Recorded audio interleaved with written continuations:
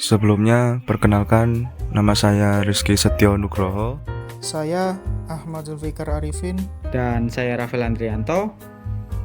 Kami ucapkan selamat menonton video vlog dari kelompok kita. Tet tet teret, tet tet teret.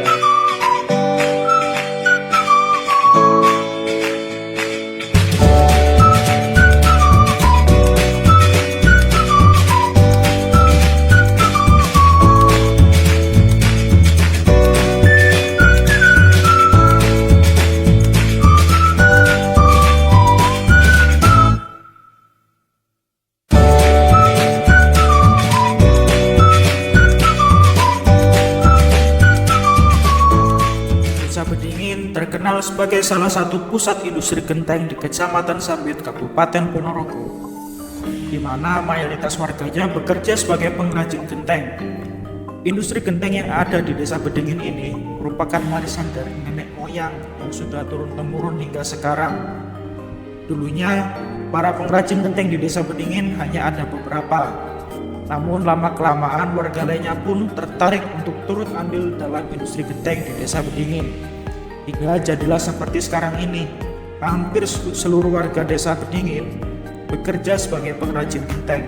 Bahkan apabila saat kita berkunjung ke Desa Bedingin, sejauh mata memandang yang terlihat hanyalah genteng yang dari tanah liat yang sedang dijemur di halaman rumah warga. Bahan baku dari genteng adalah tanah liat yang seharusnya khusus digunakan untuk membuat genteng agar hasil yang diperoleh maksimal.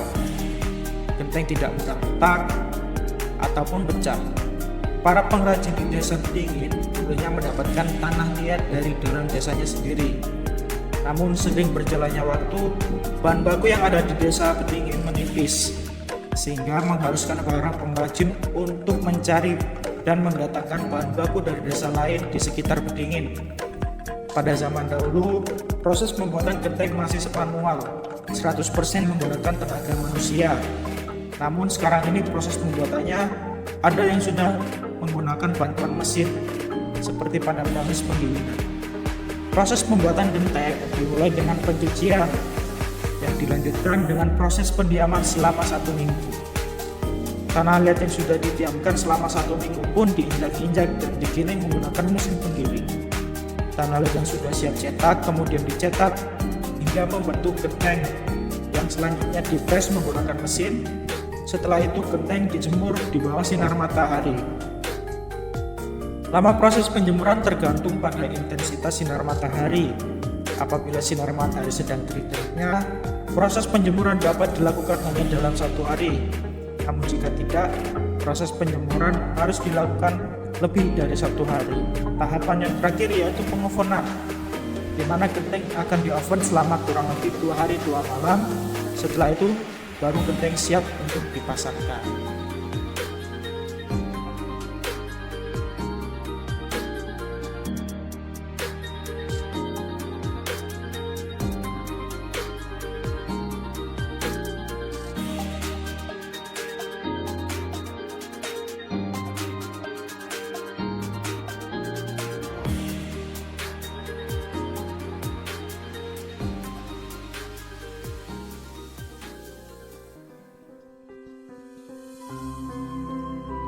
Yang menjadi alasan kita bentuknya industri genteng di Desa Bedingin itu gimana? Apa yang menjadi alasan kita bentuknya industri genteng? Sebagai alasan terbentuknya industri genteng di Bedingin itu mengalir saja, Dek, ya.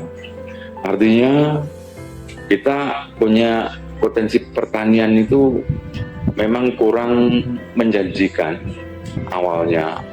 Dulu ada 1 orang pengrajin, jadi tidak banyak seperti saat ini tidak, tapi 1 orang pengrajin, dan itu pun masih manual. Berawal dari melihat tanah di musim penghujan itu tanahnya kan becek, biasa di desa becek. Kemudian struktur tanah itu lengket, padat, lengket, seakan-akan itu bisa dibuat sesuatu. Kemudian ada orang yang mencoba dengan manual membuat jenis cetakan dari kayu. Kemudian beliau mencoba untuk membuat bentuk genteng. Dulunya batu bata. Nah, akhirnya kalau struktur batu bata itu kan kelengketannya tanah atau tanah liatnya kurang. Nah, itu ternyata dibuat batu bata pecah. Banyak yang pecah karena apa? Karena terlalu lempung atau apa? Terlalu liat ya, terlalu liat. Nah, kemudian beliaunya berpikir, itu beliau yang bernama Mbah Tukiyo. Jadi awal-awalnya cerita genteng itu dari di Mbah Tukiyo. Nah, dia mencoba cetakan dari kayu tersebut dan dibentuklah genteng. Ternyata dengan beliau mencoba itu hasilnya bagus. Wujud genteng tidak ada pecah atau retakan-retakan. Akhirnya itu ya kon golek kudu semakin banyak golek kudu, untuk memproduksi, tapi skala manual. Waktu itu untuk membuat genteng di awal-awal, satu hari itu 100 biji itu sudah banyak, termasuk buahnya 100 biji. Nah, berawal dari situ, kemudian coba dikeringkan, kemudian dibakar, ternyata hasilnya bagus. Nah, dari situlah kemudian Mbah Tukiyo itu mungkin berinovasi untuk lebih mengembangkan pembuatan genteng itu dengan cetakan yang lebih baik. Yang semula sederhana, akhirnya dibuat cetakan yang lebih baik.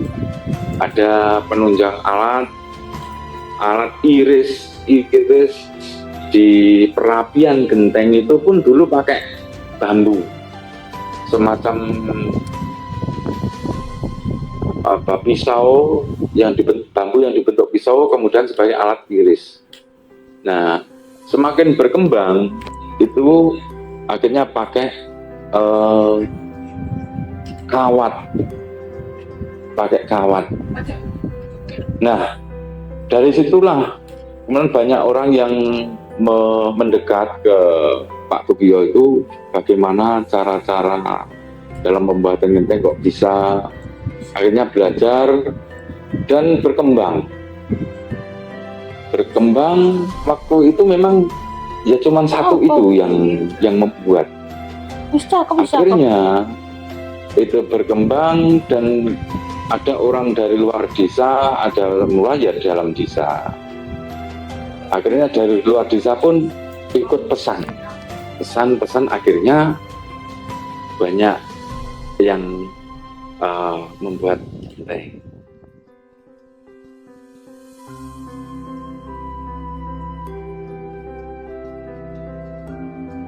Kalau kita masuk di Desa Bedingin, di belakang rumah itu sudah banyak lubang-lubang yang karena tanahnya untuk genteng, untuk buat genteng, akhirnya banyak yang lubang.